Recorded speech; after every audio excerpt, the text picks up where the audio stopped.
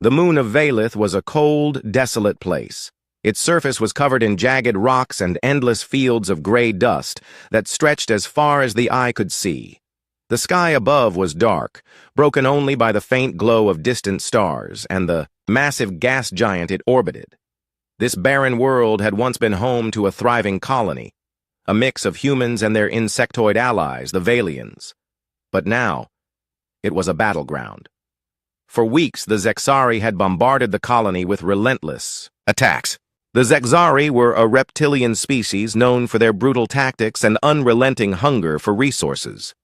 To them, Valith wasn't just another target. It was a prize worth fighting for. Beneath its lifeless surface lay rich veins of rare minerals, materials that could power entire fleets or build weapons capable of destroying planets. And so, they came in droves, determined to take what they wanted no matter the cost. Jin Ho stood at the edge of the colony's crumbling walls, staring out into the wasteland beyond. His face was streaked with dirt, his uniform torn and patched together more times than he cared to count. Once, he had been a proud military strategist, leading armies to victory with clever plans and bold decisions. Now, he was just a man trying to keep his people alive one day longer. His hands gripped the railing tightly as he watched the horizon, waiting for the next wave of enemies to appear. Behind him, the colony buzzed with activity, or rather, chaos. People ran back and forth, carrying supplies, repairing damaged equipment, and tending to the wounded. Yun-Su, Jin Ho's younger sister, was among them. She moved quickly between tents, her hands smeared with grease and oil. As the colony's chief engineer, she had spent countless hours working on the defenses, trying to keep them operational despite the constant strain. Her hair was tied back in a messy bun, strands falling loose around her face as she worked tirelessly. She didn't stop to rest, there simply wasn't time. Nearby, Kale, an elder of the Valian species, stood silently. He was tall and thin, his exoskeleton shimmering faintly under the dim light of the colony's generators. His compound eyes scanned the area, taking in every detail. Though he rarely spoke, his presence brought a sense of calm to those around him. The Valians were peaceful creatures, not fighters by nature, but they had learned to defend themselves when the Zexari invaded. Many of them had died already, their soft bodies no match for the armored warriors of the enemy. Still, Kale remained hopeful, whispering prayers to the ancient spirits of his people whenever he thought no one was listening. "Jin Ho!" called a voice, pulling him from his thoughts. It was Yun-Su, jogging toward him with a tablet clutched in her hand. "We've got a problem," she said breathlessly. "The eastern shield is down again. If we don't fix it soon, they'll break through." Jin Ho frowned. The eastern shield was critical. It protected the colony's main water supply, one of the few things keeping everyone alive. Without it, the Zexari would cut off their lifeline within minutes. "How bad is it?" he asked. Yun-Su hesitated before answering. "Bad. The generator's fried, and I don't have enough parts to rebuild it. Even if I did, we wouldn't have the power to run it anyway." Jin Ho cursed under his breath. They were running out of everything: food, medicine, ammunition, and now this. He glanced over his shoulder at the makeshift barricades surrounding the colony. Most of them were little more than piles of scrap metal and rubble hastily assembled after previous attacks. Against the Zexari's advanced weaponry, they wouldn't hold for long. "We'll figure something out," he said finally, though he wasn't sure he believed his own words. Turning to Kale, who had approached quietly, he added, "What about your people? Can any of them help reinforce the walls?" Kale tilted his head slightly, considering the question. "My warriors will do what they can," he replied in his low, raspy voice. "But our numbers grow fewer each day. We cannot fight forever." Jin Ho nodded grimly. He knew Kale was right. The Valians were brave, but they weren't soldiers. Every battle took its toll on them, both physically and emotionally. Yet without their help, the colony wouldn't last another week. As night fell over Valith, the temperature plummeted. The colonists huddled together inside their tents, sharing whatever warmth they could find. Outside, the wind howled like a banshee, carrying with it the scent of burning metal and charred earth. Somewhere in the distance, the faint hum of Zexari. Drones echoed through the darkness, a reminder that the enemy never truly rested. Inside one of the larger tents, Jin-Ho sat with Yun-Su and a small group of survivors. A map of the colony lay spread out on the table before them, marked with red lines indicating weak points in their defenses. Everyone looked exhausted, their faces pale and drawn. Some stared blankly at the map, while others whispered prayers or muttered curses under their breath. "We need a plan," Jin-Ho said, breaking the silence. "If we sit here and wait for them to attack, we're finished." "But what can we do?" asked a young woman named Ji-Un, her voice trembling. "We're outnumbered, outgunned, and Earth hasn't sent anyone to help us." Her words hung heavy in the air. It was true. The colony hadn't heard from Earth in months. At first, they'd assumed reinforcements were on the way, delayed by the vast distances between stars. But as time passed and hope faded, many began to believe they'd been abandoned. The government back home had bigger problems to deal with, wars of its own to fight. Why waste resources on a tiny outpost on the edge of nowhere? Jin-Ho clenched his fists, forcing himself to stay calm. He couldn't afford to lose control, not now. "We can't rely on Earth," he admitted. "We have to survive on our own. That means using what we have left wisely." Yun-Su leaned forward, her expression fierce despite her fatigue. "I might be able to rig up some traps along the perimeter. Explosives, maybe even EMPs if I can scavenge enough parts. It won't stop them completely, but it'll slow them down. And I'll rally the Valians," Kyle added. "Though we are few, we will stand with you until the end." Jin-Ho felt a flicker of gratitude for their determination. These people, his people, had endured so much already. They deserved better than this bleak existence, trapped on a dying moon with no escape in sight. But giving up wasn't an option. Not yet. As the meeting broke up, Jin-Ho stepped outside to get some air. The stars above seemed impossibly distant, cold pinpricks of light in an indifferent universe. He wondered if anyone out there even knew they existed anymore. Did Earth care about the lives lost here? Or were they just statistics, numbers buried beneath reports of other battles, other tragedies? A sudden movement caught his eye. One of the sentries was signaling frantically from the top of the wall. Jin-Ho hurried over, his heart pounding. "What is it?" he demanded. The sentry pointed toward the horizon. "They're coming," he said hoarsely. "Hundreds of them." Jin-Ho squinted into the darkness. Sure enough, shapes were emerging from the shadows. Zexari troops, marching in perfect formation. Their armored bodies gleamed dully in the starlight, and the sound of their footsteps grew louder with each passing second. Behind them loomed massive war machines, their cannons aimed directly at the colony. "Sound the alarm," Jin-Ho ordered. "Get everyone to their posts." As the warning bells rang out, the colony sprang into action. Men and women rushed to man the barricades, loading weapons and preparing for the inevitable clash. Yun-Su worked furiously to activate the remaining shields, muttering to herself as sparks flew from her tools. Kale led a group of Valian warriors to the front lines, their fragile forms armed with crude spears and makeshift shields. Jin-Ho climbed to the highest point of the wall, surveying the scene below.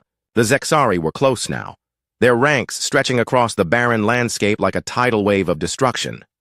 He raised his rifle, steadying his breathing as adrenaline coursed through his veins. This was it, the moment they'd been dreading for weeks. There was no turning back now. The first shots rang out, shattering the stillness of the night. The battle had begun. The battle raged on through the long, freezing night. Explosions lit up the dark sky, casting eerie shadows across the jagged landscape of Valith. The air was thick with smoke and the acrid smell of burning metal.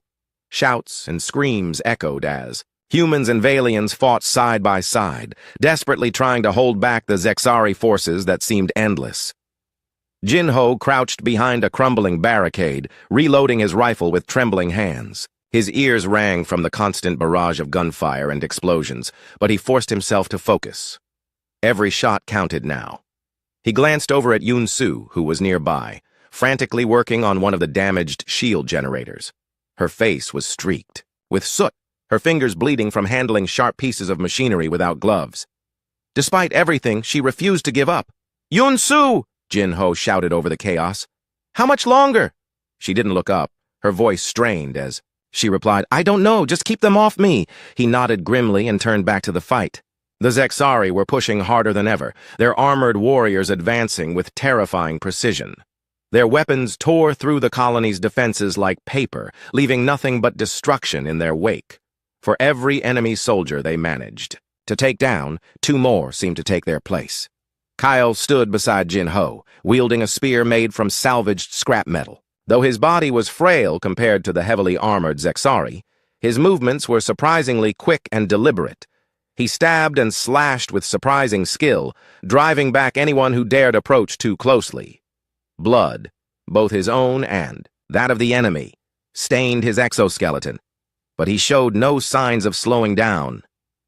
"We cannot hold them forever," Kale said between breaths, his raspy voice barely audible over the din of battle. "We need something else."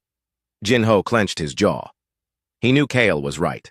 They were running out of time and options. Even if they somehow managed to repel this attack, the Zexari would regroup and return stronger. Sooner or later, the colony would fall. But then, something unexpected happened. As dawn began to break over the horizon, the intensity of the Zexari assault suddenly lessened. Their advance slowed, almost as if they were waiting for something, or someone, to arrive. Jin-Ho frowned, scanning the battlefield for any sign of what might have caused the change. That's when he noticed it, a faint hum growing louder in the distance. "What is that?" Ji-Eun asked nervously, clutching her weapon tightly. Before anyone could answer, a massive shadow appeared on the horizon. At first, it looked like another Zexari war machine, but as it drew closer, its true form became clear. It wasn't an enemy. It was a human ship. No, not just a ship, a warship. Its sleek hull gleamed under the rising sun, and its engines roared like thunder as it descended toward the battlefield. For a moment, everyone froze. Humans, Valians, and Zexari, alike, all staring in disbelief at the sight before them. Then, without warning, the warship unleashed a barrage of energy blasts that tore through the Zexari ranks with devastating accuracy. Dozens of enemy soldiers were obliterated in an instant, their bodies reduced to ash. The remaining Zexari scrambled to retreat, abandoning their siege as quickly as they had launched it. The colonists erupted into cheers, tears streaming down their faces as relief washed over them. Some fell to their knees, overwhelmed by the sudden turn of events. Others hugged each other tightly, laughing and crying all at once. After weeks of despair, hope had finally arrived, in the form of humanity's finest. Jin-Ho lowered his rifle, his heart pounding with a mix of awe and disbelief. The warship hovered above the colony, its presence commanding and unyielding. On its side, bold letters spelled out its name, USS Invincible. He felt a surge of pride swell within him, followed by a pang of guilt. How many times had he doubted? Earth? How often had he convinced himself that help would never come? As the dust settled, a smaller craft detached from the warship and descended toward the ground. It landed gently near the center of the colony, and moments later, a group of humans stepped out. Leading them was a woman dressed in a pristine military uniform, her posture rigid and authoritative. Her sharp eyes scanned the scene, taking in the devastation around her. This was Commander Hai-Ri, captain of the USS Invincible. Jin-Ho approached, cautiously, still gripping his rifle loosely in his hands. "Commander," he said, his voice hoarse from shouting during the battle. We didn't think anyone was coming." Hai-Ri raised an eyebrow, her expression unreadable. "You thought wrong?" she replied curtly. "Where's your leader?" Jin-Ho hesitated for a split second before stepping forward. "That's me." Hai-Ri studied him for a moment, her gaze piercing. "You've done well to hold out this long," she said finally. "But you're not out of danger yet. The Zexari won't stay away for long." Jin-Ho nodded, feeling a strange mixture of gratitude and resentment. On one hand, these people had saved them from certain death. On the other, where had they been all this time? Why had it taken so long for Earth to respond? Behind him, Yunsu joined the conversation, wiping grease-stained hands on her pants. "Thank you," she said earnestly, her voice cracking slightly. "We weren't sure anyone even knew we were still alive." Hai-Ri softened slightly at the sincerity in Yunsu's tone. "Your distress signal reached us weeks ago," she explained. But we were engaged in our own conflict against the Krathians. Diverting resources here wasn't easy. The Krathians? Jinho repeated, frowning. He'd heard rumors about Earth's ongoing war with the insectoid invaders, but he hadn't realized how dire the situation was. Yes, Hayri confirmed. Earth has been fighting on multiple fronts. We couldn't afford to send reinforcements. Until now. When your signal came through, we acted as quickly as possible. Yunsu exchanged a glance with Jinho. She wanted to be angry, wanted to demand answers, but she couldn't deny the truth in Hayri's words. Earth had its own problems, just as they did here. Survival was a struggle everywhere.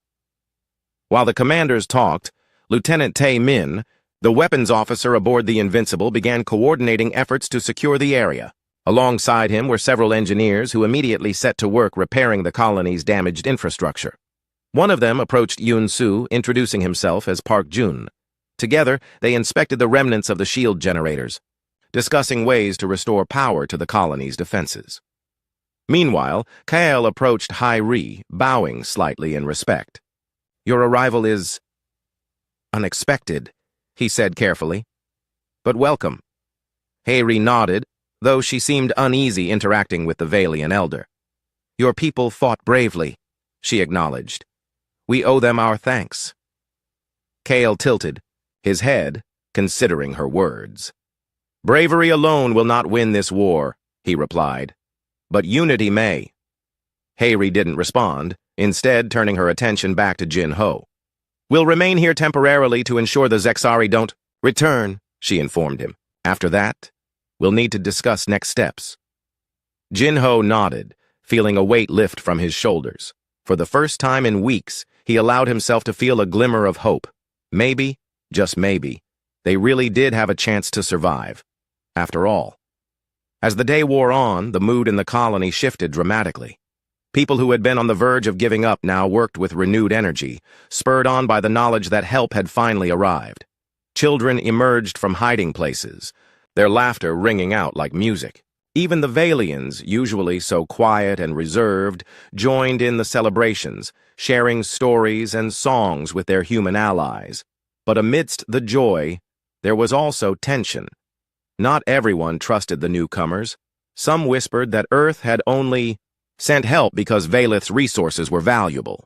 Others worried that once the Invincible left, they'd be abandoned again. These doubts lingered like shadows, threatening to undermine the fragile sense of unity that had begun to form. That evening, as the sun dipped below the horizon, Jinho found himself sitting alone atop the colony's wall. The warship loomed. Overhead, its lights casting a soft glow across the barren landscape. He stared at it, wondering what the future held. Would Earth truly stand by them this time? Or would they be left to fend for themselves once more? A soft voice interrupted his thoughts. You look troubled. He turned to see Yunsu standing beside him, her arms crossed against the cold. She offered him a small smile, though her eyes betrayed her exhaustion. I'm fine, he lied. Just thinking. About what? Everything, he admitted. What happens next? Whether we can trust them. Whether we'll make it through this. Yunsu sat down beside him, letting out a heavy sigh. I don't know, she said honestly. But for now, we're alive. And that's something, isn't it? Jinho nodded slowly, allowing himself a rare moment of peace. Whatever challenges lay ahead, they would face them together. As survivors, as fighters, and as family. The arrival of the USS Invincible changed everything. For days, the colony buzzed with activity as humans and Valians worked alongside the ship's crew to repair what had been broken and fortify what remained. The warship's engineers brought advanced tools and materials that made tasks possible which had seemed hopeless just days before. Crumbling walls were reinforced, damaged generators were rebuilt, and new weapons systems were installed to replace those lost in battle. It was a flurry of motion, noise, and hope, a stark contrast to the despair that had gripped the colony only a short time ago. Commander Hayri moved through the camp with purpose, her sharp eyes taking in every detail. She didn't speak much, but when she did, people listened. Her presence commanded respect, even from those who still harbored doubts about Earth's intentions. Jin-Ho watched her carefully, trying to gauge whether she could truly be trusted. He admired her leadership skills, but couldn't shake the lingering suspicion that Earth's help came too late, and for reasons beyond simple altruism. Yun-Su, on the other hand, found herself drawn to Lieutenant Tae-min, the ship's weapons officer. Together, they pored over blueprints and schematics, brainstorming ways to improve the colony's defenses. Tae-min was younger than Hai-Ri, with an easygoing demeanor that put Yun-Su at ease. Unlike many of the others aboard the Invincible, he seemed genuinely interested in helping, not just because it was his duty, but because he cared. "You've done amazing work with what you had," Tae-min said one afternoon as they inspected a newly repaired shield generator. "If we can integrate some of our tech, this thing will hold up against anything." Yun-Su smiled faintly, though her mind was elsewhere. "It's not just about holding up," she replied. "We need to make sure we're ready if they come. Back. Really ready." "They'll come back," Tae-min agreed grimly. "But next time, we'll be waiting." Despite the progress being made, tensions simmered beneath the surface. Many colonists felt uneasy around the newcomers, unsure how to reconcile their gratitude with lingering feelings of abandonment. Some openly questioned why Earth hadn't sent help sooner. Others whispered that the Invincible wouldn't stay long, that once the repairs were done, they'd leave again, leaving the colony vulnerable. Kale, the Valian elder, tried to mediate these fears during nightly gatherings. He spoke softly, his raspy voice carrying wisdom earned through centuries of life. "The past cannot be changed," he reminded them. "But the future is ours to shape. Let us focus on what we have now, the chance to rebuild, to grow stronger together." His words resonated with some, but not all. Ji-un, the young woman who had earlier expressed doubt about Earth's loyalty, remained skeptical. "What happens when they leave?" she asked during one such meeting. "Will they send more ships, or will we go back to fighting alone?" No one had an answer. The uncertainty hung heavy in the air, a reminder that while the immediate danger had passed, the larger threat remained. As the days turned into weeks, Commander Hai-Ri called a meeting with Jin-Ho and a small group of leaders from both the human and Valian communities. They gathered inside a tent near the center of the colony, its interior lit by flickering lanterns. Maps and diagrams covered the tables, showing plans for reinforcing the colony's defenses and preparing for potential future attacks. "We can't stay here indefinitely," Hai-Ri began without preamble. "Earth needs the Invincible elsewhere. But before we leave, we'll ensure you're equipped to defend yourselves." Jin-Ho nodded, though his expression remained guarded. "And what happens after you're gone? Will Earth send reinforcements? Supplies?" Hai-Ri hesitated, choosing her words carefully. "Earth is stretched thin right now. We're fighting wars on multiple fronts. Resources are limited, but I promise you this. We won't forget about Valith, not after what you've endured." Her tone was firm, but there was something in her eyes that suggested she understood their frustration. She wasn't just delivering orders. She was acknowledging their pain. Yun-Su spoke up then, her voice steady despite the weight of the conversation. "We don't expect miracles, just consistency. If Earth wants us to keep holding this place, we need to know we won't be abandoned. Again." Hai-Ri met her gaze, nodding slowly. "I hear you, and I'll do everything in my power to make sure that doesn't happen." After the meeting, Jin-Ho walked with Kale back to the edge of the colony. The two men stood side by side, looking out over the barren landscape. The scars of battle were everywhere. Burnt-out vehicles, craters left by explosions, and remnants of barricades that had once stood tall. Yet, amidst the destruction, signs of renewal were beginning to emerge. Workers moved tirelessly, rebuilding what had been lost. Children played nearby, their laughter echoing across the empty plains. "What do you think?" Jin-Ho asked finally, his voice low. "Can we trust them?" Kale tilted his head thoughtfully. "Trust is earned, not given freely. But I believe they mean well, for now. Whether their promises hold true remains to be seen." Jin-Ho sighed, rubbing a hand over his face. "I want to believe them, but part of me keeps waiting for the other shoe to drop." "Fear is natural," Kale replied, "but it must not rule your decisions. Look around you, Jin-Ho. Your people are alive because of choices you made, choices rooted in courage and hope. Do not let doubt steal that from you.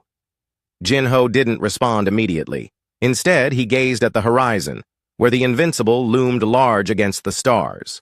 Its presence was both comforting and intimidating, a symbol of salvation, but also a reminder of how dependent they were on forces beyond their control. Meanwhile, Yunsu continued working closely with Tai Min, their partnership growing stronger with each passing day. They spent hours discussing strategies, sharing ideas, and solving problems together. Slowly, Yunsu began to open up, revealing pieces of her past that she rarely talked about. She told him about her childhood on Earth, about joining the scientific mission to Valith with her brother, and about the guilt she carried for failing to send a distress signal sooner. Tai Min listened intently, offering words of encouragement when needed. "You can't blame yourself," he said gently one evening as they sat outside the engineering tent, watching the sunset paint the sky in shades of orange and pink. "You did everything you could with what you had. That's all anyone can ask of you." "I know," Yunsu admitted, "but sometimes knowing isn't enough." Tai Min smiled faintly. "Then maybe it's time to forgive yourself. You've got a second chance now. Use it." Her lips curved into a hesitant smile, and for the first time in months, she felt a flicker of peace. Maybe forgiveness was possible, not just for herself, but for everyone. By the end of the third week, the colony was transformed. New walls stood tall and sturdy, reinforced with materials brought by the Invincible. Shield generators hummed steadily, creating an invisible barrier that protected the settlement from harm. Weapons platforms bristled with firepower, ready to repel any attack. The atmosphere was different, too. Lighter, filled with cautious optimism rather than despair. On the final night before the Invincible was scheduled to depart, the colonists held a celebration. Fires burned brightly, casting warm light across the gathering. Music played softly, blending human melodies with the haunting tones of Valian chants. People danced, laughed, and shared stories, savoring the moment of respite. Commander Hai-Ri joined Jinho near the edge of the crowd, her usual stoic demeanor softened slightly by the festivities. "You've done good work here," she said, gesturing toward the bustling scene. "Your people have heart." Jinho nodded, though his expression remained serious. "Thank you, but remember your promise. Don't let us down again." "I won't," Hai-Ri replied firmly. "Valith matters, to Earth and to me." As the night wore on, the mood grew bittersweet. The colonists knew the Invincible would soon leave, taking with it the security it provided. Yet, they also knew they were stronger now than they had been before. Together, they had faced the abyss and survived. And though challenges lay ahead, they faced them with renewed determination. When dawn broke the next morning, the Invincible roared to life, its engines lighting up the sky. As it ascended into the heavens, the colonists watched silently, their hearts full of mixed emotions. Hope, fear, gratitude, and resolve, all intertwined, shaping the path forward. They were no longer alone, and that knowledge gave them strength. The departure of the USS Invincible left a void in the colony, both physically and emotionally. The warship's massive engines had roared into the sky, leaving behind a trail of light that faded into the darkness of space. For a moment, the colonists stood in silence, their eyes fixed on the spot where it had disappeared. The sense of loss was palpable, even as they reminded themselves of the upgrades and reinforcements the ship had provided.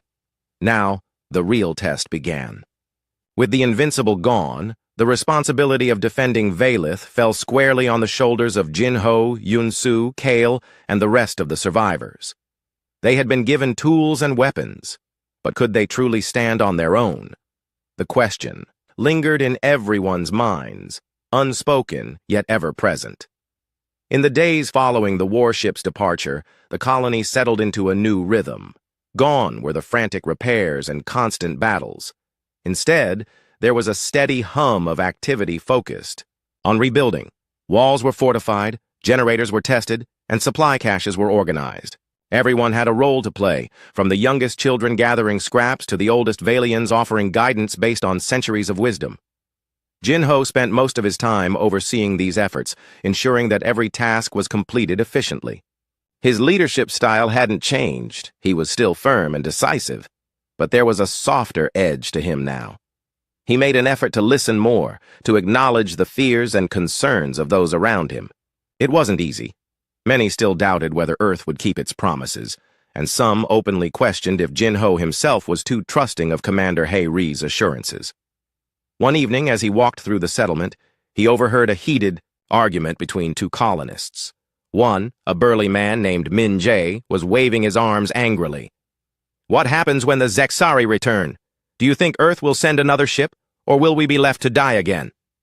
The other, a wiry woman named Su Yeon, shot back. "We survived before they came, didn't we? We can do it again," Min Jae scoffed. "Barely!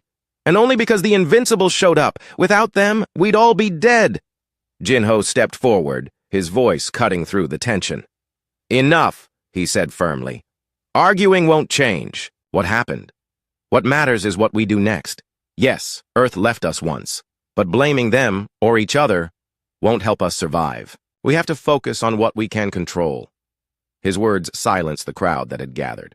Some nodded in agreement, while others looked away, their expressions unreadable.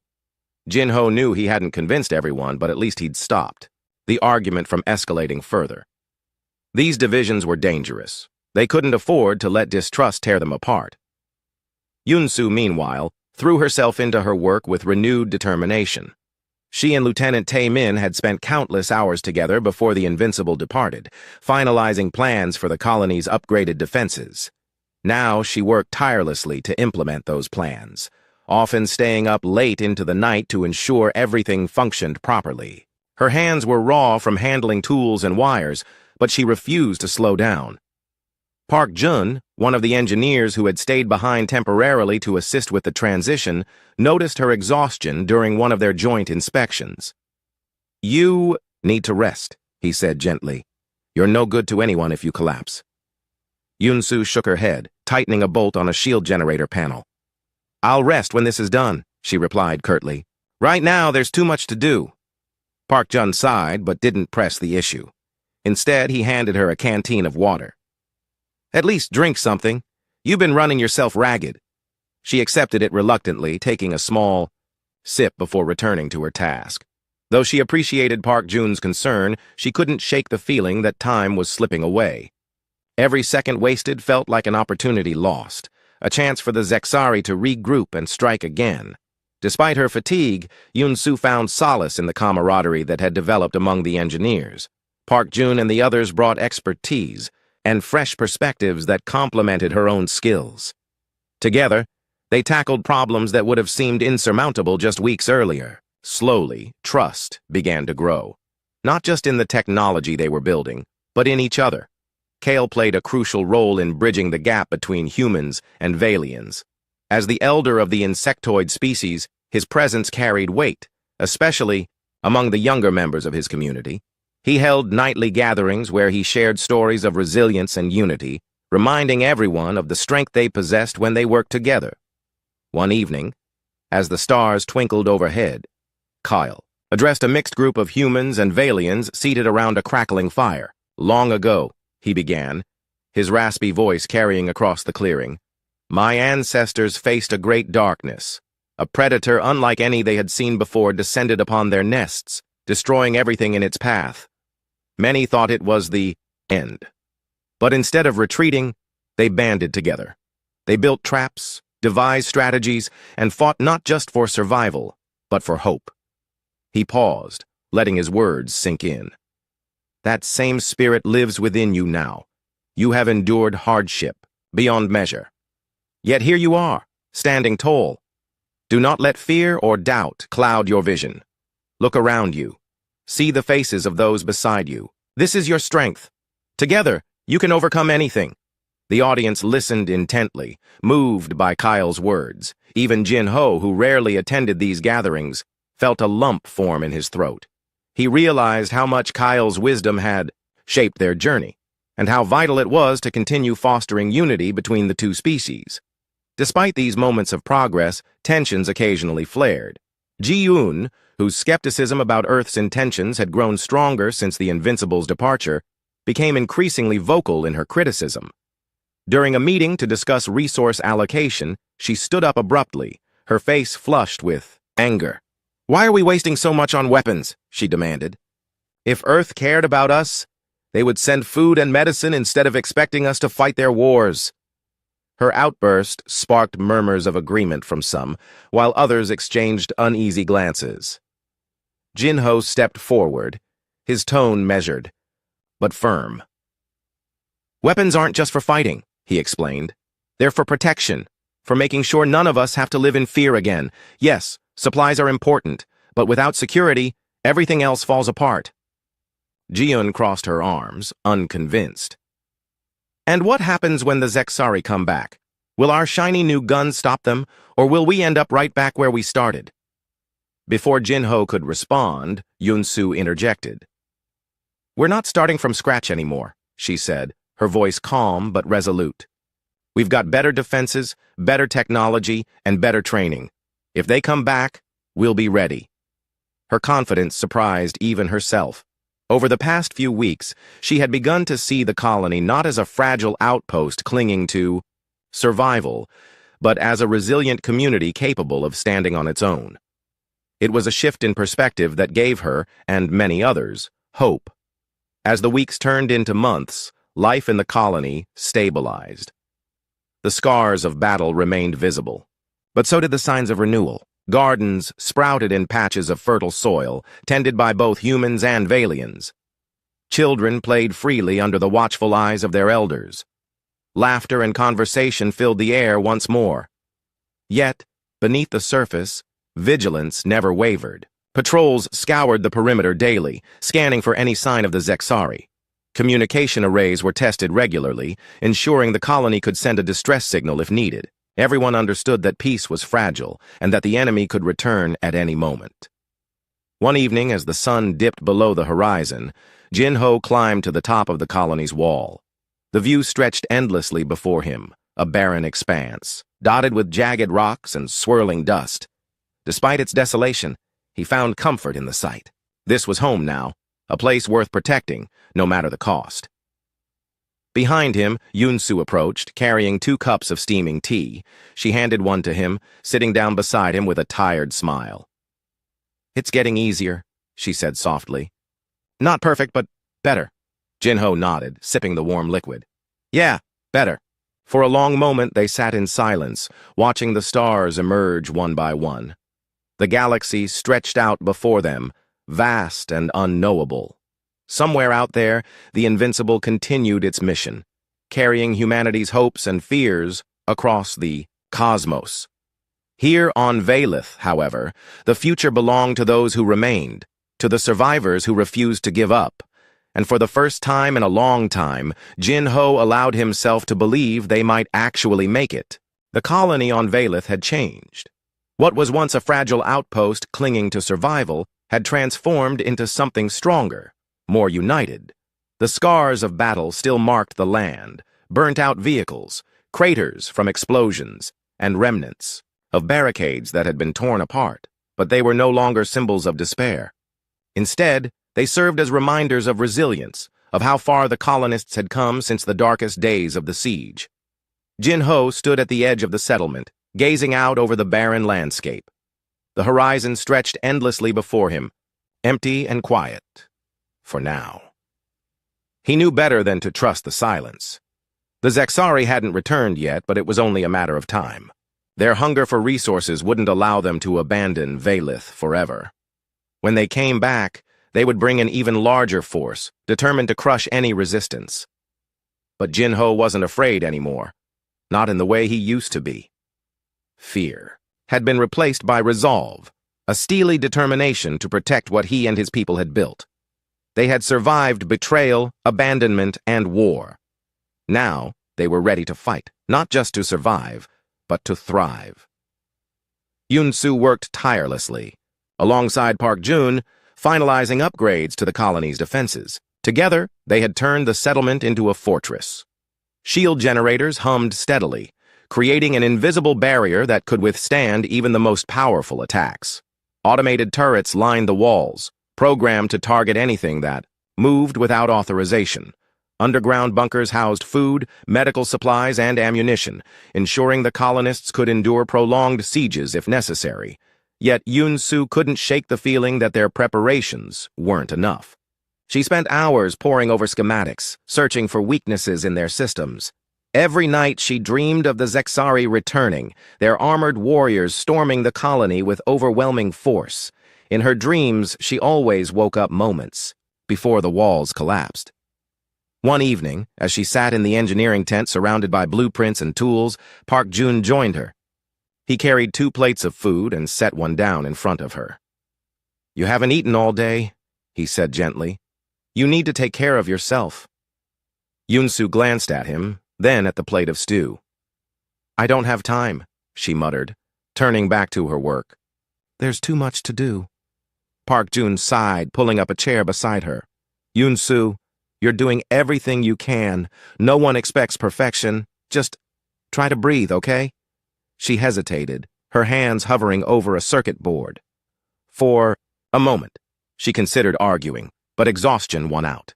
She picked up the spoon and took a small bite, the warmth spreading through her body. "Thanks," she said quietly. "You're welcome," Park Jun replied with a faint smile. "And hey, if it makes you feel better, I think we've done pretty well. If the Zexari show up tomorrow, we'll be ready." Yun-Su nodded, though doubt lingered in her mind.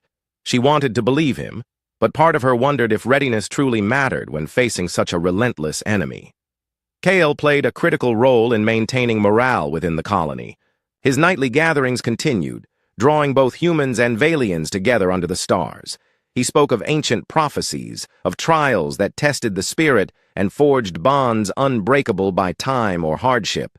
His words resonated deeply, offering comfort to those who feared the future. One night, as the fire crackled softly, Kyle addressed the crowd with a rare intensity. "The great roaring light has shown us the way," he said, his raspy voice carrying across the clearing. "It came not to save us, but to remind us of our own strength. We are the guardians of this place, the keepers of its heart, and so, long as we stand united, no darkness will prevail." His speech was met with murmurs of agreement and applause. Even Jin-Ho, who rarely attended these meetings, found himself nodding along. Kale's faith in their ability to persevere was infectious, reigniting hope in those who had begun to doubt. Despite the progress made, tensions occasionally flared. Ji-Un remained a vocal critic of Earth's involvement, or lack thereof, in the colony's survival. During a meeting to discuss patrol schedules, she voiced her frustrations openly. "We're supposed to rely on ourselves now, aren't we?" she asked bitterly. "So why does every plan revolve around waiting for Earth to send reinforcements? What happens if they never come?" Her words struck a nerve. Some colonists shifted uncomfortably, while others exchanged worried glances. Jin-Ho stepped forward, his expression calm but firm. "Earth isn't perfect," he admitted. "They made mistakes. But blaming them won't help us win this fight. Right now we focus on what we can control. That means being prepared for whatever comes next." Ji-Un crossed her arms, unconvinced. "Prepared doesn't mean dependent," she shot back. "We should act like we're on our own, because maybe we are." Before Jin-Ho could respond, Yun-Su interjected. "We are acting like we're on our own," she said firmly. "But that doesn't mean we ignore the possibility of help. If Earth sends another ship, we'll welcome it. If not, we'll handle it. Either way, we're not giving up." Her confidence silenced the room. Ji-Un opened her mouth to argue, but thought better of it, retreating to her seat with a scowl. Though disagreements persisted, moments like these reinforced the colony's unity. They might not always agree, but they shared a common goal: survival.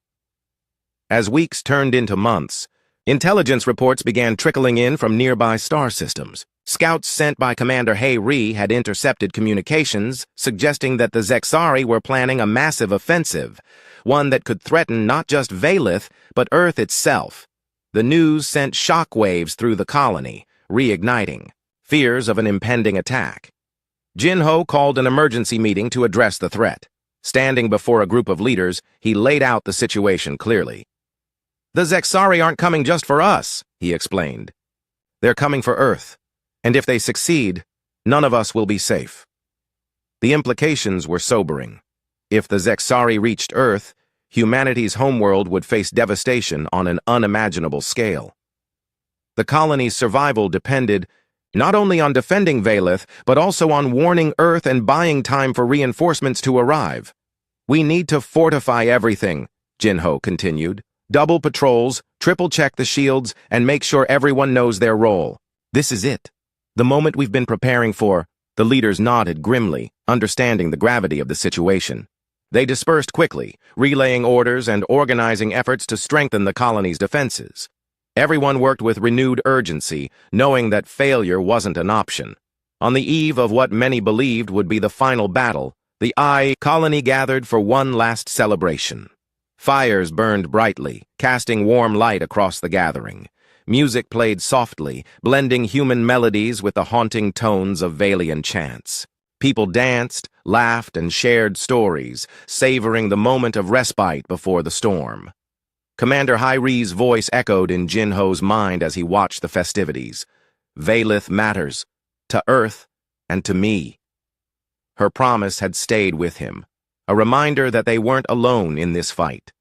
Whatever happened next, they would face it together, as survivors, as fighters, and as family. As the night wore on, Jinho climbed to the top of the wall, where Yunsu and Kale waited. Together, they looked out over the barren landscape, the stars twinkling above like distant lanterns. The galaxy stretched out before them, vast and unknowable. They're coming, Jinho said finally, breaking the silence. But we're ready, Yunsu nodded, her eyes reflecting the firelight. Ready or not, we'll hold them off. Kyle tilted his head, his compound eyes gleaming faintly. The great roaring light will guide us, he murmured, and so will our courage. For a long moment they stood in silence, united by a shared purpose. The Zexari would return, bringing destruction and chaos in their wake. But when they did, they would find a colony transformed, not just by weapons and shields, but by the unyielding spirit of its people, and in that spirit lay their greatest strength. And you can't win an infinite series of different wars with the same military doctrine. The Velcron Empire was running out of time, ships, and options. High Counselor Veshitar was 300 years old. He had served the Velcron Empire for 2 centuries. He had witnessed the conquest of 47 species. He had seen every possible form of warfare, or so he thought. Now he stood in the War Council chamber looking at screens that showed nothing but defeats. Red markers indicated lost systems. 15 systems, all in Velcron territory, now controlled by humans, each one taken using tactics that the Velcron had never seen before. Show me the battle at Zereth Prime again, he ordered. The holographic display activated. The battle had happened 3 weeks ago. 200 Velcron ships defending a major colony. 80 human ships attacking. The numbers favored the Velcron heavily.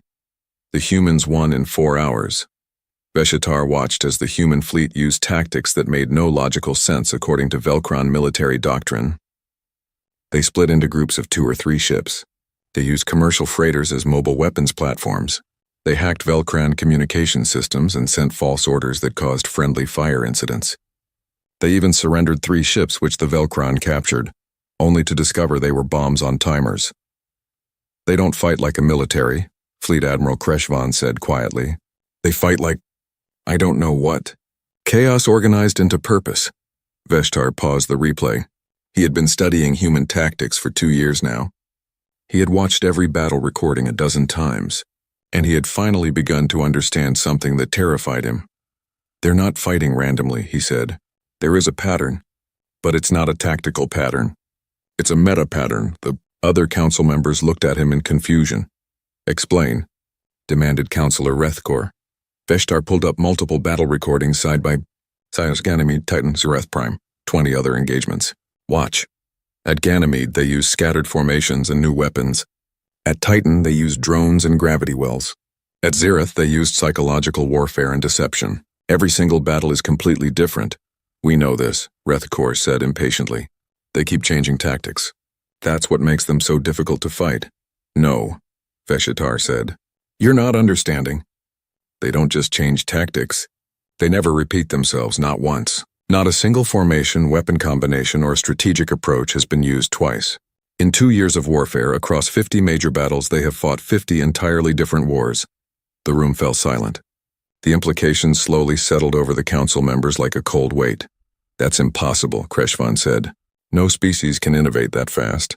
The logistics alone, the training, the coordination, the development of new weapons.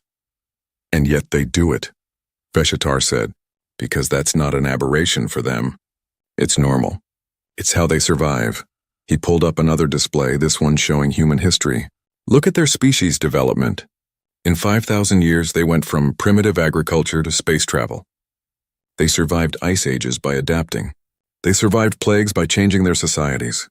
They survived world wars by inventing new weapons faster than their enemies could respond.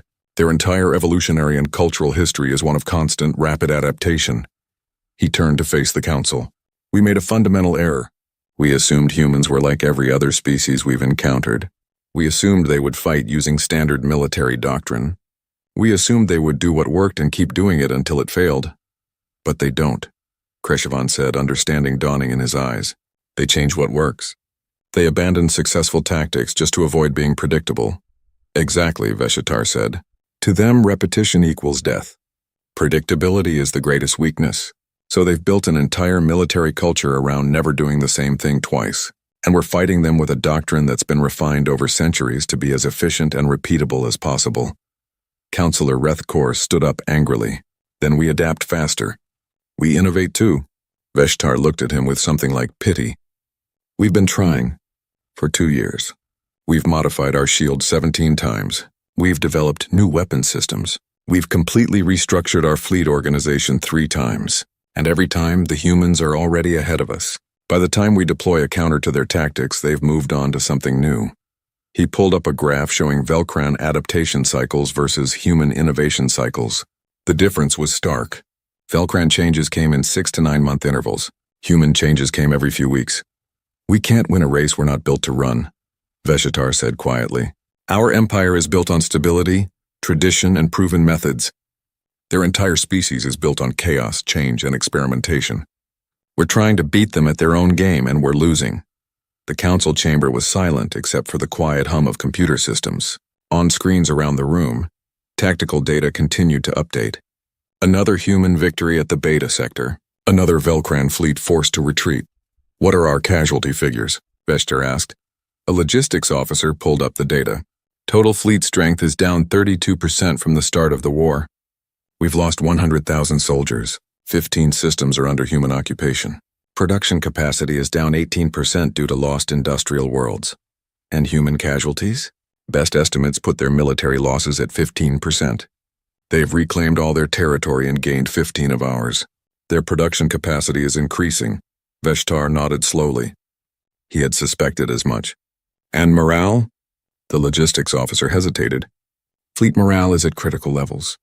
Captains are requesting transfers. Some are refusing to engage human forces. There have been 3 cases of ships surrendering without fighting. That was the final piece.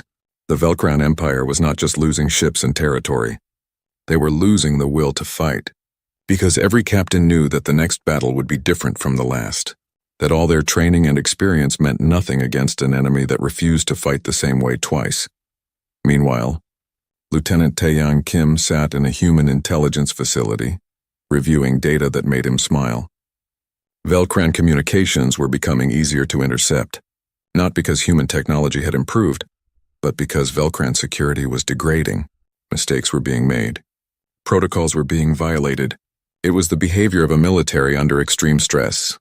They're breaking, he told Dr. Sorahan during their daily meeting. Sora pulled up her own analysis. Commander Hayen's cyber warfare teams have penetrated deep into Velcran networks. We have access to fleet movements, production schedules, even War Council communications. Should we tell Admiral Wu Jin? Taeyang asked. He already knows, a voice said from the doorway. Admiral Wu Jin Lee walked into the lab, followed by Captain Minho Song, who commanded the human stealth fleet. We've been monitoring Velcran internal communications for 3 months, Wu Jin said. They're discussing peace terms. The War Council is divided. Some want to keep fighting. Others see the writing on the wall. How long until they break? Sora asked. Captain Song's stealth ships are already positioned throughout Velcran space, Wu Jin said. We could strike their homeworld tomorrow if we wanted. They know it, we know it. The question is whether they'll admit defeat before we force the issue. Minho Song pulled up a holographic map. Red markers showed stealth ship positions. They surrounded every major Velcran system, including their capital. We're ghosts in their territory, Minho said. They can't find us. Can't fight us. Can't predict where we'll strike next. It's psychological warfare at its finest. Wu Jin looked at the map with satisfaction. 2 years ago, we were the ones on the defensive. We were the ones watching our colonies burn. Now they're afraid to leave their own territory because they don't know what we'll do next. Because we don't even know what we'll do next, Sora said with a slight smile. We'll figure it out when the moment comes. That's exactly right, Wu Jin said. And that's why we're winning. They need to plan everything months in advance. We can adapt in real time. A communication alert sounded. The secure channel from Earth Command. Wu Jin activated it. Admiral, we've received a communication from the Velcran Empire. They're requesting a ceasefire and peace negotiations. Wu Jin looked at his team. Sora, who had analyzed every weakness. Tai Yang, who had turned data into victory. Minho, who had taken the war to the enemy's heart. They had all lost friends at New Jeju. They had all spent 2 years living and breathing warfare. Tell them we'll agree to negotiations, Wu Jin said, but on our terms. Neutral territory, full transparency, and they negotiate with me personally. The communication officer acknowledged and closed the channel. Beshitar would receive the message in an hour. He would agree to every condition. He had no choice.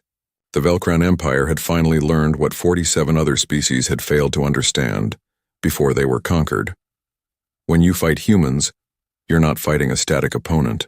You're fighting an opponent that evolves faster than you can react. Every battle teaches them. Every victory makes them more dangerous.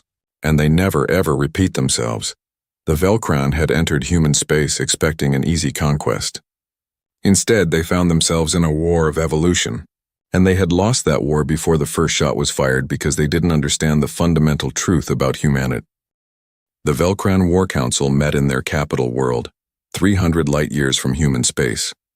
The council chamber was ancient, built from black stone that had witnessed centuries of military victories.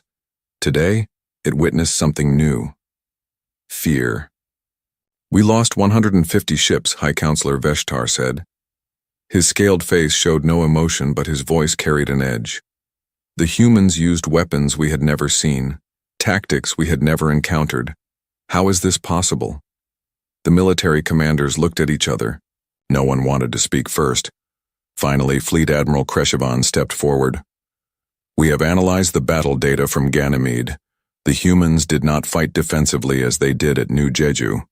They scattered their fleet, used independent action, employed new weapons specifically designed to counter our shields. Then we counter their counters, Veshtar said, modify our shield frequencies, develop new point defense against their swarm missiles, implement decentralized command protocols so our fleets can function without a flagship. It will take 9 months to refit the fleet, Kreshevan said. Then we have 9 months. Use them wisely. The humans got lucky once. They won't get lucky again. But luck had nothing to do with it. On Earth, Dr. Sora Han was already 3 steps ahead. She sat in her lab with Lieutenant Taeyang Kim and a new face. Commander Hyun Park was a cyber warfare specialist, recruited from military intelligence. She had ideas that made even Sora nervous. They'll adapt to what we did at Ganymede, Sora said. They'll change their shield frequencies, improve their point defenses, decentralize their command structure. So we can't use the same tactics again, Taeyang said. We need something new. Not just new, Hyun said quietly. We need to anticipate their adaptations and counter them before they even deploy them. She pulled up a holographic display. I've been studying Velcran military history. Every time they encounter a new threat, they respond in predictable ways. They modify their technology but keep the same overall doctrine. They're organizationally incapable of true innovation. They only adapt. And there's a difference? Taeyang asked. Adaptation is reactive. Innovation is creative, Sora explained. They respond to what we do. We invent what they haven't imagined yet. Hyun smiled. It wasn't a pleasant smile. I've been working on something. Autonomous hunter-killer drones. They don't use conventional targeting, they track heat signatures, magnetic fields. Even the gravitational wake that large ships leave in space. You can't jam them. You can't hide from them. And they're small, enough that point defenses will struggle to target them all. Taeyang added, seeing the implications. Exactly, but that's not all. Heiyun pulled up another design. Ghost ships. AI-controlled vessels that look exactly like our frigates on sensors. They broadcast the same signals, move the same way. But they're actually just reactors and explosives. Sora stared at the design. We make them think they're fighting our fleet, but they're really shooting decoys. While our real ships hit them from unexpected angles, Taeyang finished. The three of them looked at each other. This was beyond anything any military had ever attempted. It was psychological warfare meets technological innovation meets pure tactical creativity. Admiral Wu Jin needs to see this, Sora said. 9 months later, the Velcron third wave entered the Titan system. 300 ships, newly refitted and ready. Their shields operated on different frequencies. Their point defenses had been upgraded. Their fleet now operated with multiple command nodes instead of a single flagship. Fleet Admiral Kreshvan himself led the fleet. He had studied the Ganymede disaster extensively. He was ready for human tricks this time. Sensors show human fleet ahead, his tactical officer reported. 150 ships. They're in a loose formation, similar to Ganymede. Kreshvan nodded. Maintain spacing. All command nodes, stay synchronized. When they scatter, we stay organized. Our improved point defenses will handle their swarm missiles. Our new shield frequencies will protect against their plasma weapons. The Velcran fleet advanced confidently. They were ready for everything the humans had shown before. They weren't ready for what came next. The human fleet scattered again, but this time something was different. Hundreds of small drones swarmed from every human ship. They were tiny, fast, and there were thousands of them. Deploy point defenses, Kreshvan ordered. The Velcran ships fired, destroying dozens of drones. But there were too many. And these drones didn't attack shields. They went for engines, sensor arrays, weapon ports, weak spots. They attached themselves to hulls and exploded. Small explosions, but thousands of them. Velcran ships began losing capabilities. Engines failed. Sensors went dark. Weapons stopped functioning. The ships weren't destroyed, but they were crippled. What are these things? Kreshvan demanded. His tactical display showed chaos as drones overwhelmed his fleet's defenses. Then the real attack began. Human ships appeared, but their formations were different from Ganymede. They worked in coordinated pairs now, but the coordination was flexible, dynamic. One ship would draw fire while its partner struck from an unexpected angle. Then they'd switch roles. There was a pattern, but it changed constantly, and the weapons were different too. Gravity well generators created distortions in space that disrupted Velcran formations. Ships found themselves pulled off course, colliding with each other. The tight spacing that Kreshvan had maintained became a liability as ships crashed together. Commander Unichoi led a squadron of 6 destroyers in a new formation they had practiced for months. It was called the flowing water pattern. The ships moved like a stream, always adapting to resistance, never fighting directly against strength. Target that battleship cluster, Una ordered. Execute pattern flowing 7. Her squadron split into 3 pairs. They approached the Velcron battleships from different vectors, forcing the enemy to divide their fire. When the Velcran focused on one pair, the other 2 struck. When they switched targets, the first pair hit them. It was like fighting smoke. The Velcran tried to adapt in real time, but their command structure, even with multiple nodes, couldn't keep up with the speed of human tactical changes. Then the ghost ships arrived. 50 vessels appeared on Velcran sensors, looking exactly like human frigates. They broadcast proper identification codes, moved in formation. The Velcran targeted them, pouring fire into what they thought were valuable targets. The ships exploded spectacularly, but they were just bombs disguised as ships. And while the Velcron wasted ammunition on decoys, real human vessels struck from completely different directions. Kreshvan realized they were losing. Again. despite all the adaptations, despite all the improvements. The humans weren't fighting like they had at Ganymede. They had evolved. Again. "Retreat," he ordered. "All ships, emergency jump." The Velcran fleet scattered, jumping to hyperspace in disorder. They left behind 70 destroyed ships and another 50 crippled wrecks. Human casualties were minimal. 18 ships lost. It wasn't even close to a fair fight. But Admiral Wu Jin didn't celebrate. He stood on his bridge and knew the truth. The Velcron would try again. They would study this defeat too. They would develop new counters, but so would humanity. Already, Sora and her team were working on the next innovation. Hyunwoo Nam was designing weapons that existed only in theory. Human captains were training in tactics that hadn't been invented yet. The war became a race. Every 6 months, the Velcron attacked with new adaptations. Every time, humans had already moved beyond what the Velcron were prepared for. Battles happened across dozens of systems. Each one was different. Each one taught both sides new lessons. But there was a crucial difference. The Velcron learned slowly. They adapted their existing doctrine. They improved what they had. It was incremental, safe, predictable. Humans learned fast. They threw away everything after each battle and started fresh. They innovated recklessly. They took risks. They invented entirely new ways to fight. 2 years into the war, humanity was winning. Not through superior numbers or technology, but through superior evolution. The Velcron Empire, for the first time in its history, was being pushed back. Captain Yuna Choi, now promoted to Commodore, led a strike force into Velcron territory. They captured an entire system without firing a shot, using electronic warfare to convince the Velcron garrison that a massive fleet was approaching when it was really just 30 ships and a lot of creative signal manipulation. Dr. Sora Han published tactical manuals that were obsolete within months because humans kept inventing better tactics. She didn't mind. That was the point. Commander Haeon Park developed AI systems so sophisticated that Velcron computers couldn't defend against them. Human cyber attacks became as devastating as physical weapons, and through it all, the Velcron kept trying to adapt using their old methods. They couldn't understand that the problem wasn't their tactics. The problem was their entire approach to war. They fought to win battles using proven methods. Humans fought to evolve faster than the enemy could adapt.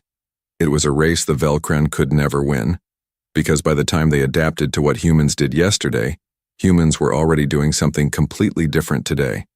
The Velcron War Council was about to learn a hard truth. When you fight a species that refuses to repeat itself, every day is a new war. Commander Threscal stood on the bridge of his flagship and felt satisfied. 400 Velcron warships surrounded him in perfect formation, the largest fleet ever assembled. The humans couldn't possibly stand against such power. Long-range sensors show human fleet ahead, his tactical officer reported. 200 ships. Standard defensive formation around Ganymede Station. Threscal examined the tactical display. The human ships looked the same as before. Same classes, same designs. They were arrayed in a defensive sphere around the station just like at New Jeju. Predictable. Weak. They learned nothing, he said to his officers. They'll fight the same way and die the same way. Maintain formation. Prepare standard encirclement pattern Theta 9. The Velcron fleet advanced. Their formation was flawless. Ships moved in perfect coordination, a tactic refined over centuries of conquest. This pattern had broken 47 species. It would break the humans, too. On the human side, Admiral Wu Jin Lee watched the Velcron approach. His fleet was spread across the system, appearing to defend the station. It looked exactly like the defense at New Jeju. That was the point. They're taking the bait, Wu Jin said quietly. All ships stand by for planned scatter. Execute on my mark. The Velcron fleet reached weapons range. Threscal gave the order to fire. Purple beams lanced across space, targeting the human defensive sphere. But the sphere exploded. Not from Velcron fire, but by design. 200 human ships suddenly scattered in 200 different directions. There was no formation, no defensive line. Just chaos. What are they doing? Threscal demanded. His tactical display was suddenly filled with human ships moving in unpredictable patterns. Some dove beneath the Velcran formation, others climbed above it. Dozens more shot straight toward the Velcran fleet at maximum acceleration. "They've abandoned defensive posture," his tactical officer said, confusion in his voice. "I can't track their movements." There's no pattern. That was exactly right. There was no pattern, because each human ship was fighting independently, following its own plan. Commander Yuna Choi's destroyer Sol was one of the ships diving beneath the Velcran formation. Her crew had trained for this moment for 6 months. No defensive positions, no predictable tactics, just speed and surprise. Weapons, prepare plasma cannon salvo, target that cruiser on the port side. Helm, attack run Alpha 7. The Sol accelerated to full thrust. It wove between 2 Velcran destroyers before they could react. The new plasma cannons charged up. They were tuned to the exact frequency that Dr. Sorahan had identified. The frequency that Velcran shields were weakest against. Fire. Blue-white plasma bolts streaked across space. They hit the Velcran cruiser's shields and didn't bounce off like before. Instead, they burned through. The shields collapsed entirely. Follow-up shots tore into the cruiser's hull, ripping through armor and causing massive explosions. The cruiser broke apart. Across the battlefield, the same scene repeated dozens of times. Human ships appeared from unexpected angles, fired new weapons that the Velcran had never seen, and vanished before return fire could track them. The Velcran formation, designed for predictable enemies, couldn't handle the chaos. "All ships deploy swarm missiles," Wujin ordered. From every human ship, hundreds of small missiles launched. They weren't like the nuclear torpedoes from New Jeju. These were intelligent, networked, and there were thousands of them. The Velcran point defense systems tried to shoot them down, but there were too many. The missiles swarmed like angry insects, overwhelming defenses through sheer numbers. Velcran ships started dying. Threskal watched in growing horror as his tactical display filled with red marks. Each mark was a destroyed ship. 10, 20, 40. The number kept climbing. "Reform the fleet," he shouted. "Execute counter pattern Delta 7. His fleet tried to respond, but the humans weren't following any pattern to counter. They were everywhere and nowhere, fighting in ways that made no tactical sense according to Velcran doctrine. Lieutenant Nari Jung sat aboard the electronic warfare ship Gwangju, surrounded by screens and signal processors. Her job was to blind the Velcran fleet. She activated the new jamming systems that Hyunwoo Nam's team had designed. Invisible electronic signals swept across the battlefield. Velcran sensors suddenly filled with ghost images. Their targeting computers couldn't lock on. Their communications became garbled. The famous Velcran fleet coordination fell apart as ships couldn't talk to each other properly. "Jamming effective," Nari reported to Wujin. "Their fleet coordination is compromised." "Good. Phase 2. All stealth ships, you're clear to engage." In the shadow of Ganymede's moon, 6 human ships had been waiting. They were painted black and coated in sensor-absorbing material. They had been sitting silent for 3 days waiting for this moment. Commander Yuna Choi received the signal. She was no longer on the Sol. For this mission, she commanded a stealth destroyer called the Shadow. Its entire design focused on one thing: getting close to important targets without being detected. "Helm, bring us around." Navigation, plot intercept course for the Velcran flagship. She had studied Velcran fleet doctrine for 6 months. She knew exactly where the command ship would be. Center of the formation, always. It was Velcran tradition, predictable. The Shadow moved like a ghost through the chaotic battle. Velcran sensors, already jammed and confused, didn't detect the small ship sliding through the darkness. Yuna's crew was silent. Everyone knew what was at stake. "Range to target 2,000 kilometers, the tactical officer whispered. "Load all kinetic penetrators. Target the flagship's bridge section." Dr. Han's analysis showed it's always in the same location on their command ships. The Shadow closed to 1,000 kilometers. 500. 200. Yuna could see the massive Velcran flagship on her view screen now. It was 3 times the size of any human ship. But size didn't matter if you couldn't see the knife coming. Fire. 20 kinetic penetrators launched at near light speed. They were just dense rods of metal, but at that velocity they hit like nuclear weapons. The Velcran flagship's shields were focused outward, toward the main battle. The penetrators came from behind, from the darkness, from an angle no one was watching. They punched through the aft shields and kept going. Metal tore through metal. The flagship's bridge section exploded in a brilliant flash. Commander Threskall died instantly. He never knew what hit him. One moment he was trying to coordinate his fleet. The next he simply ceased to exist. The shadow was already gone, disappearing back into the darkness before the Velcran even realized what had happened. Without Threskall, the Velcran fleet lost all coordination. Individual captains tried to fight, but they had no experience with independent action. Their entire military culture was built on central command and standardized tactics. When those failed, they didn't know what to do. Human ships pressed the attack. They came from every angle using different tactics, never repeating the same approach. Some ships worked in pairs. Others fought alone. Some used long-range missiles. Others closed to knife-fighting range. There was no pattern, no way to predict what would happen next. The battle lasted 12 hours. When it ended, 150 Velcran ships were destroyed. Another 100 were damaged and limping away. Only 50 escaped relatively intact. The human fleet lost 32 ships. It was still a hard price, but nothing like New Jeju. This time, humanity had won. Wu Jin stood on his bridge and watched the Velcran retreat. His officers were celebrating, but he remained quiet. This was just one battle. The war wasn't over, but they had proven something important. The Velcran could be beaten. Their centuries of military dominance meant nothing against an enemy that refused to fight the same way twice. Across human space, news of the victory spread. Morale soared. Production increased. The message was clear. Humanity could adapt faster than the Velcran could react. In the wreckage of the battle, human recovery teams salvaged Velcran technology. More data, more information, more ways to innovate. Dr. Sorahan received the battle reports and immediately started analyzing them. What had worked? What hadn't? How would the Velcran respond? She was already thinking 3 battles ahead, because she knew the truth. The Velcran would adapt. They would study this defeat and develop counters. They would come back stronger, but humans would be ready. They would have changed again, evolved again. The race had begun and humanity intended to win.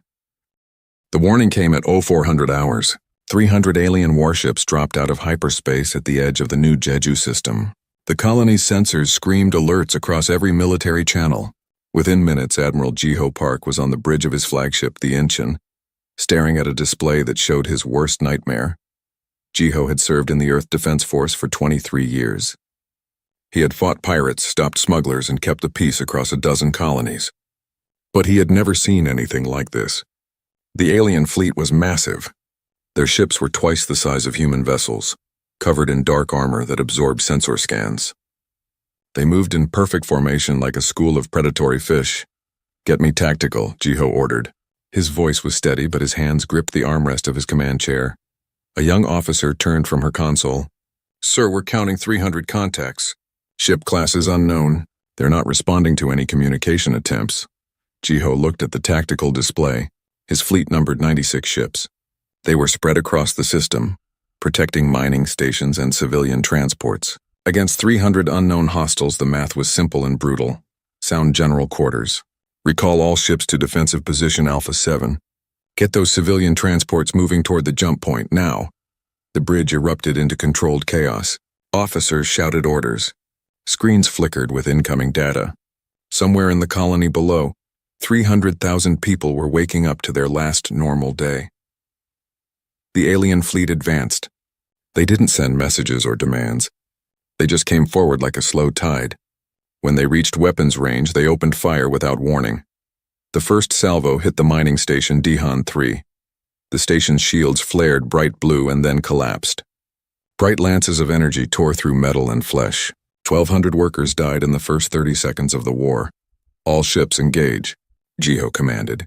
His fleet surged forward. The battle was chaos. Human ships fired nuclear torpedoes and railgun slugs. Some hit, tearing chunks from alien hulls. But the aliens had shields that regenerated faster than humans could damage them. Their weapons were more powerful too. Beams of purple energy cut through human armor like scissors through paper. Captain Yuna Choi commanded the frigate Busan, part of Jiho's screen force. She watched 2 destroyers explode on her view screen, their hulls torn apart by concentrated alien fire. Her tactical officer was shouting damage reports, but Yuna forced herself to focus.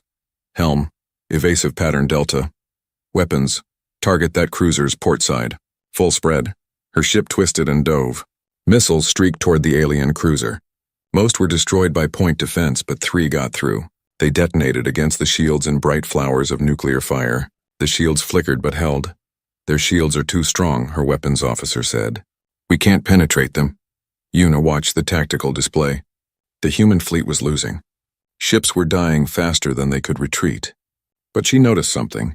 When the alien shields took hits, they dimmed for exactly 3 seconds before recharging. It was a pattern. A weakness. Record everything, she ordered. I want full sensor data on those shields. Frequency, regeneration rate, power signatures, everything. The battle lasted 6 hours. By the end, 60 ships of Jiho's fleet were destroyed or crippled. The aliens lost only 14 vessels. It wasn't a battle. It was a massacre. Jiho gave the order he had dreaded. All ships retreat. Execute evacuation protocol. Una's frigate was one of the last to leave. She loaded her ship with refugees from the planet below. Families clutched children. Old people wept. Everyone knew they would never see their homes again. As the Busan accelerated toward the jump point, Una watched New Jeju shrink on her view screen. Alien ships were entering orbit. She could see the flashes of orbital bombardment beginning. The colony's shields wouldn't last a day. Ma'am, we're receiving a transmission from the alien fleet, her communications officer said. Put it on screen. The image that appeared made Una's blood run cold. It was an alien, roughly humanoid but covered in gray scales. Its eyes were black and emotionless. It spoke in a harsh, clicking language that the computer translated. I am Commander Thresikal of the Velcron Empire. Your species is weak. Your resistance is meaningless. We have conquered 47 civilizations. You will be the 48th. Surrender now and serve or die. The transmission ended. Una's hands shook with rage, but she forced herself to think clearly. She turned to her tactical officer. Did you get those shield readings? Yes, ma'am. Complete data on shield frequencies, weapon signatures, and fleet formations. Good. Transmit everything to Earth Command. Maximum encryption. Make sure they get every byte of data we collected. The officer's fingers flew across his console. Transmission sent. Earth Command confirms receipt. Una nodded slowly. She looked back at the view screen one last time. New Jeju was burning. 40,000 people were already dead. But humanity had learned something today. They had learned how the Velcrin fought, how their ships moved, how their shields worked. The Busan jumped to hyperspace carrying its cargo of refugees and precious tactical data. Behind them, the Velcran fleet established orbital control. They landed occupation forces. They enslaved the survivors. They celebrated their easy victory. On the bridge of his command ship, Thresikal reviewed the battle reports. The humans had fought with primitive weapons and predictable tactics. They had done exactly what every other young species did when faced with Velcron power. They had panicked, fought in desperate defensive formations, and died. The next system will fall even faster, Thresikal told his officers. Prepare the second wave. We will reach their homeworld within 6 months. This war is already won, his officers agreed. The Velcron Empire had never lost a war. They used the same proven tactics that had crushed dozens of species. Why would humans be any different?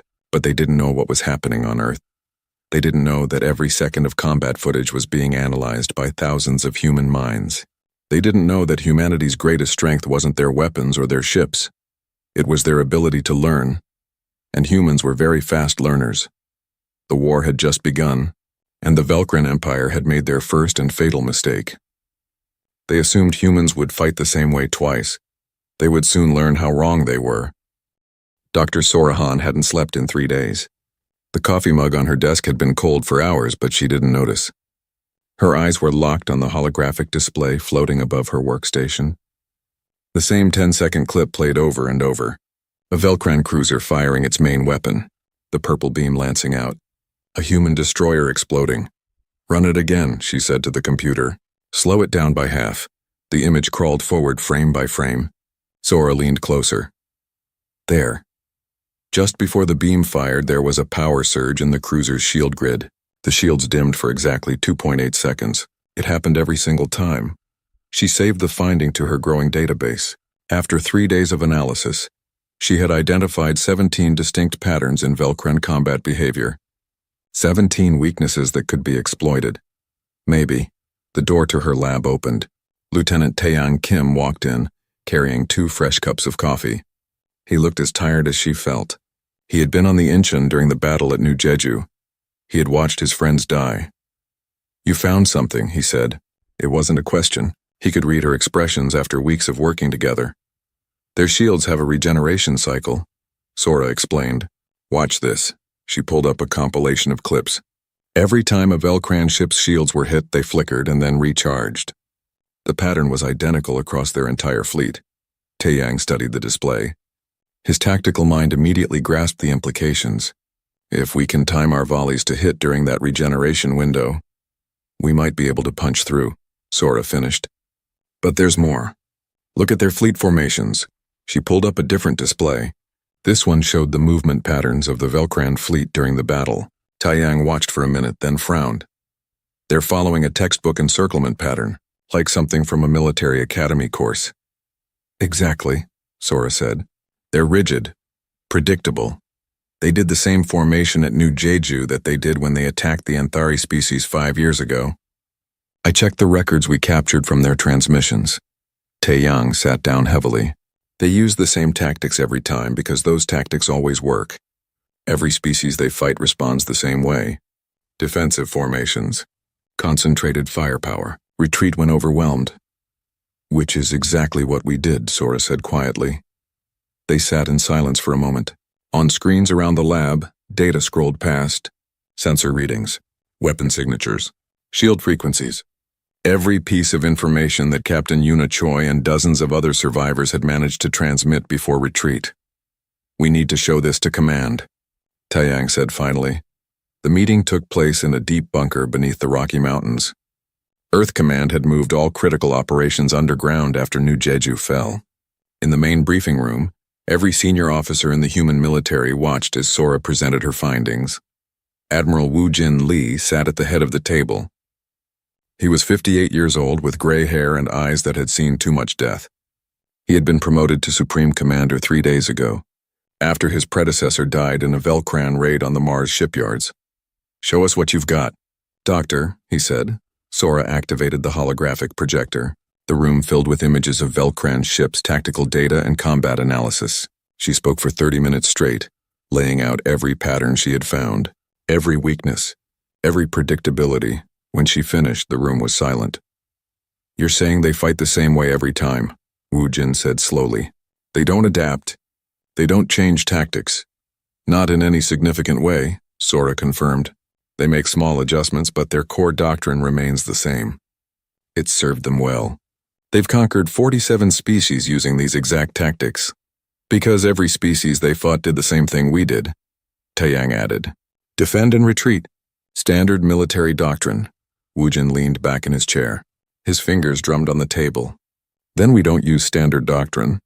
We do something they've never seen before. He looked around the table. We have 6 months before they reach the core systems. Maybe less. In that time, we need to rebuild our fleet. But not with the same ships. Not with the same tactics. We need to become something new. The room erupted in discussion. Some officers argued it was too risky. Others said there wasn't enough time. But Wu Jin raised his hand for silence. Dr. Han, Lieutenant Kim, you're both assigned to strategic planning. Your job is to design tactics that the Velcran have never encountered. Use every bit of data we have. Think outside every box. He turned to another officer. General Nam, you're in charge of weapons development. I want new systems, new approaches, things that can exploit the weaknesses Dr. Han identified. Chief Engineer Hyunwoo Nam nodded. He was already thinking about the possibilities. Plasma weapons tuned to Velcran shield frequencies, swarm missiles that could overwhelm point defenses, electronic warfare systems to blind their sensors. We'll need to retrain the entire fleet, another admiral said. New tactics mean new training. Then we start today, Wu Jin said. From now on, every simulation runs different scenarios. Every wargame uses different strategies. I don't want any captain fighting the same battle twice, not even in practice. He stood up and everyone in the room stood with him. The Velcran think they know us. They think we're just another species that will fight and die the same way as the 47 before us. They think they've already won this war. His voice hardened. Let's prove them wrong. The meeting ended. Officers scattered to their new assignments. Sora and Taiyang returned to their lab, but now they had a team of 50 analysts working with them. Hyunwoo Nam took over 3 entire factories and started producing new weapon prototypes. Across human space, the military machine shifted into high gear. Shipyards worked around the clock. Crews trained in radical new tactics. Scientists developed weapons that had been considered too experimental just weeks ago. And every day reports came in of new Velcran attacks. 2 more colonies fell. Outposts were destroyed. Thousands more humans died. But each attack provided more data, more patterns, more information to feed into the growing database of Velcran weaknesses. Captain Yuna Choi was promoted to commander and given a new ship. The destroyer Soul was fresh from the shipyards, equipped with weapons that didn't exist a month ago. She spent her days training her crew in the new tactics. Unpredictable movements, adaptive formations, never the same approach twice. In her quarters at night, she studied the tactical manuals that Sora and Taiyang were writing. They read like nothing she had learned in the academy. Forget everything you know about naval warfare. Fight like you've never fought before. Surprise is your greatest weapon. Yuna memorized every page. When she closed her eyes, she saw New Jeju burning. She saw her friends dying. That memory fueled her through the exhausting training days. The Velcran had beaten humanity once. It wouldn't happen again. 6 months passed quickly. The Velcran's second wave was detected entering the Ganymede system. 400 ships this time, the largest fleet the Velcran Empire had ever assembled. Commander Threskull himself was leading them. He expected another easy victory. Another predictable defense. Another massacre.